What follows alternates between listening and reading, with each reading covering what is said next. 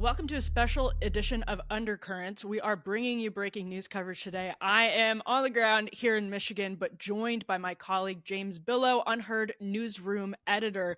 James, we're about to react to what we've seen happen in the Kash Patel confirmation hearing. Thanks so much for being here. Where should we start?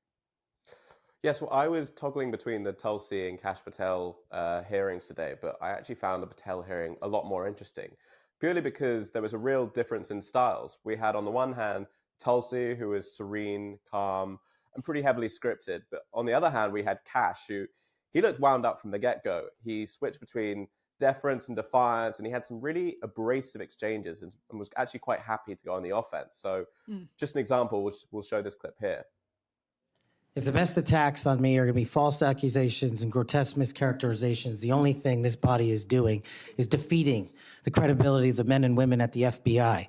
I stood with them here in this country. In every theater of war we have, I was on the ground in service of this nation. And any accusations leveled against me that I would somehow put political bias before the Constitution are grotesquely unfair.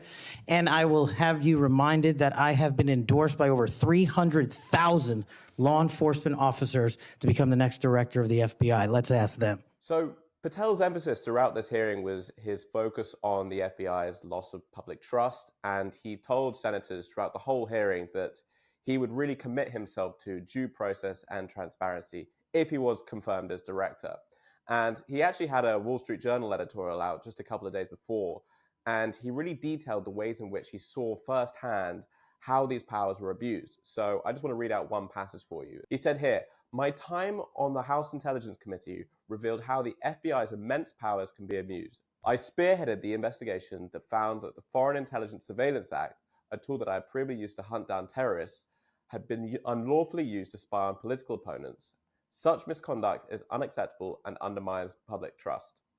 So, James, this is, I think, one of the biggest, I will say, from my personal perspective, one of the great tragedies of the Kash Patel confirmation hearing is that he doesn't have much bipartisan credibility. And the way he talks about the FBI right now in the year 2025 is how the Democratic Party, the left wing of the Democratic Party, talked about the FBI until about 10 years ago. And a lot of conservatives, Kash Patel included, look back and say, actually, those complaints were vindicated about the FBI abusing its power. Patel wrote the infamous Nunes memo, which, as Matt Taibbi said here on this show a couple of months ago, was, quote, totally vindicated. And Matt is someone on the left. But if you go and you look at those criticisms of how the FBI was conducting itself in the earliest months and years of the Trump era, it was gross abuses of power, full stop. And Kash Patel, maybe people think he goes too far. He's overreached. He's flirted with the fringes. Those criticisms, you could probably have reasonable debate about. He was right about the FBI. Democrats can't admit it. And that's one of the most interesting parts of this hearing, because they were complicit, and it would involve them basically admitting to fueling some of this misconduct. It's one of the most remarkable about turns that we've seen in the last 10 years, just how quickly Democrats and Republicans have swapped on this issue. And you're completely right about Patel. He has now become one of the biggest critics of the FBI, a position once held by the populist left. I think a lot of his criticisms, most sides would agree on if you stripped away all the stuff on the periphery. Where Patel really fell under closer scrutiny was on the things like Jan 6 and some of his previous statements. And to give some background, he has been criticized as being this Trump loyalist, and he had to prove that he was loyal to the Constitution and not just Trump. I mean, he did have a children's book featuring the likes of King Donald and stuff like that. But then you look at some of the other stuff he said, which is actually much more substantive. And he says things like, well, I'd take out 7,000 employees that work in the FBI building and send them across America to chase criminals. Go be cops. I think most people would actually agree with this. But like you said, there's been a real pivot on the Democrats and Republicans in this issue. And when this does come down to the vote, I don't think we'll be seeing many surprises. I suspect this will largely come down partisan lines, unlike someone like Robert F. Kennedy or Tulsi, where there may be a few more promiscuous Democrats. And James, we have two more noteworthy clips that we wanted to share from this confirmation hearing. What do we have next? Well, I just wanted to mention one because you actually said one of the words earlier, and there was this one was a bit more gimmicky compared to the Tulsi Gabbard one, and There was a lot of material to go off, but I thought this was a real standout moment. Senator Tom Tillis, he had a cash bingo card, so we'll play that clip for you now. That I have available to any of my colleagues who would like it on the other side of the aisle. Some may view this as an unserious caricature and not appropriate for this committee. Sadly, I consider it a serious caricature of what I expect to be witnessed today. I think we'll have words like enemies list and deep state. I've already X'd out 4 boxes in the opening statements alone. The fact of the matter is, some people will be here to simply substantiate a false narrative. So in this cash bingo card, he had the enemies list, deep state, Mar-a-Lago, cards page, and even the word pedophile, because there was some discussion of Jeffrey Epstein. But it does just go to show how performative some of these hearings are and how much they lack substance. The one interesting bit from this hearing, though, beyond all that, was there was a little bit of daylight between Kash Patel and Donald Trump over the president's decision to commute and pardon the Jan 6 rioters, participants, however you want to describe them. He said that he did not agree with the commutation of any sentence of any individual who committed violence against law enforcement that day. So a little bit of daylight between him and Trump there, but aside from that, he was wedded to the president firmly throughout the whole hearing. Yeah, and this is interesting. I mean, I think this is an interesting line of questioning. I mean, on the Tom Tillis thing, it goes to show that Kash Patel is really familiar to a lot of members of Congress, and even in the Senate, he tussled a lot with Adam Schiff, who is now a senator, but on the House side, Kash Patel was a House staffer during the building years of the Russiagate hoax, and Adam Schiff was one of the drivers. If you go back and look, this is not a secret. It's not a partisan statement. He was somebody who was pushing a lot of what we know now to have been, at the very least, misleading. I would argue that a lot of it was just outright falsehoods, but at the very least misleading along a narrative or fueling a narrative that was misleading. So he's a very familiar figure to a lot of people in Congress, and Tom Tillis is like so familiar are the critiques of Kash Patel that we can predict exactly what they're going to be, because it's been happening really for years. Even though he was a staffer, people were going after him in the during the first Trump administration and shortly after. So it's kind of amusing in that respect. And the Trump question is an important one as well, because to the extent that we think of the norms of the FBI as being somehow wedded to constitutionality, that is one thing that people in the Trump era question, that like what we have come to be conditioned to see as normal from the FBI. The building is still named after J. Edgar Hoover, one of the biggest abusers of law enforcement power in the history of this country. We shouldn't be conditioned to see these things as normal. We shouldn't be conditioned to see the state of FISA's 702 surveillance powers as normal. And Patel is somebody that really would challenge. He believes in 702, by the way. He just believes it should be reformed. I think that's something he said on the Sean Ryan show not long ago. So that question is not illegitimate, but it also there's a substantive response to it which can be acceptable. I think Patel did a good job of giving an acceptable answer to the question.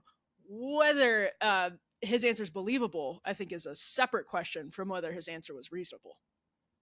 Yes, and the Democrat senators did not always do their best to really pin down on some of these points. I think a lot, I'd say the grand majority of them were much more interested in scoring points for social media and creating some newsworthy clips for CNN and other legacy media broadcast outlets. And for those of you who've made it this far down this discussion, I wanted to save the best for last, or maybe worst for last, depending on your view. And that was the Senator Hirono exchange with Kash Patel, which really just exemplified everything that is wrong with the Democratic Party right now. Hear your answer, yes or no. Did you make money? I don't have This those is my third and last time I'm disclosures going to ask you in front that of me. question. You have that information. So you refuse to answer the question.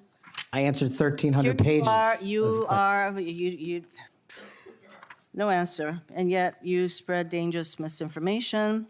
James, what's funny about the way you teed up that clip is you said it exemplifies everything that's wrong with the Democratic Party right now. And that's sort of similar to what I was going to say, in that Mazie Hirono performatively trying to get Patel on that I do think suggests Democrats are still not aware of what people actually care about. And I get that if you are from, a deep blue House district.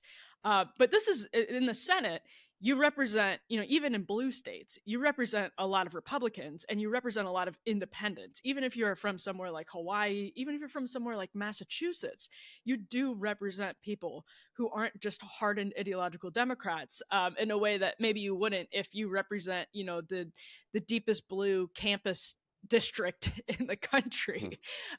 So for Hirono to, I think, be so performative along those lines tells me that Democrats, we have senators like Alyssa Slotkin coming out and saying, I want to be on team normal, and I just want to give our voters the kitchen table answers to the kitchen table questions that really matter to them. This feels like it was plucked straight out of 2018, 2019 resistance politics. And Kash Patel, the reason Donald Trump wants him to be the director of the FBI is precisely because of how those politics incentivized abuses by people like Adam Schiff, who at the time represented a blue House district and wanted to get Trump at all costs, thought his voters wanted him to get Trump at all costs, and ended up crossing some significant lines. Patel, for Trump, represents the bulwark against those abuses. Now, I think a serious question is whether Patel is a bulwark or somebody who keeps the doom spiral going. We did an episode of this show with Hillsdale College professor Matthew Meehan. I'm actually at Hillsdale College right now, which is why that's front of mind, about whether Republican retribution keeps fueling the doom spiral. So I do think that's an entirely legitimate question for Kash Patel. But Kash Patel brought that out in Mazie Hirono and other Democrats because to them, he represents, this era that was irresistible bait. It was like the juiciest worm in the water, and they were the fish who couldn't resist ever latching on to that bait because they just detested Donald Trump, and they detested, in many cases, Donald Trump's voters, and they just wanted to purge American politics of him and took a lot of extra constitutional and just immoral measures to make that happen. And now they are stuck in a trap. And the people like Mazie Hirono are the ones that are making the problem worse and still haven't kind of realized what the country wants from Democrats, which, is some normalcy, some like baseline, a return to moral clarity. And again, I'm not saying Trump's answer in Kash Patel is perfect, but to most people, when he says, I want to send 7,000 people out in the country to be cops, it's a much, much better answer. And that's what they want to hear. They don't want to hear whatever Mazie Hirono was doing. No, exactly. And it's always the senators from the deepest blue states and the deepest red states that seem to ask the most inane questions because, to your point, exactly, they are just so painfully out of touch with the rest of the country. So that's why I saved it for last. But remember, Mitch McConnell from Kentucky, which does have a Democrat governor right now, but Mitch McConnell from Kentucky voted against Pete Hegseth last week, alongside some of those purple state or swing state people, or even blue state people like Susan Collins from Maine. So it does tend to go in that direction, but the Senate is this august body of the establishment, and so for them, I think, to be out of touch is not surprising, but for Democrats, and I would say establishment Republicans right now, who are upset looking at how Bill Cassidy is questioning RFK Jr. or something like that. This is a real test for the Senate to see if how closely the Senate is monitoring voter sentiments, because they want to get reelected, most of them. They want to raise money, most of them. They want to remain in power, but they don't always know how to do it. Sometimes they think they're doing it they're the bulwark for good reasons, but other times it's just because they're completely out of touch. And to your point, we have actually seen Democrats breaking ranks and joining the Republicans on things like the Lake and Riley Act. John Fetterman in particular is a standout there, but also 13 Democrats lining up behind some of the stronger border packages. So yeah, I think the votes in these few hearings, I think particularly Tulsi and maybe even RFK, less so Kash Patel, I think it'll be really indicative to see which direction some of these Democrats and Republicans are going, and we might be in for some surprises. That is a great point, James. And thanks for holding down the fort in the newsroom My pleasure. while I talk to some students. Appreciate it. See you next week.